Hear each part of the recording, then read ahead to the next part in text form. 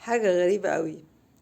امبارح مذيعة سورية مستضيفة واحد سوداني، والسوداني بيتكلم عن ان الاتحاد الاوروبي والمنحة الامريكية، المعونة الامريكية قصدي، عايزين يساعدوهم عشان خاطر هم بيعملوا توطين. يعني هم بيساعدوا الشباب السودانيين اللي هنا، يعملوا لهم مشاريع عشان يقدروا يعني يحطوهم، يساعدوهم في الإقامة وإن هم يفضلوا قاعدين يعني.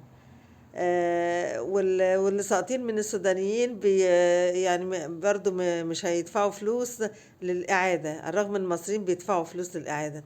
فبصراحة بقيت قاعدة اتفرج يعني على الفيديو ده، يعني كل ده بيحصل واحنا قاعدين. يعني هم بيتفقوا مع بعض، بيتفقوا مع المعونة الأمريكية، سوريا جايباهم يعني يسوقوا للمشروع بتاعهم، والدنيا هايصة.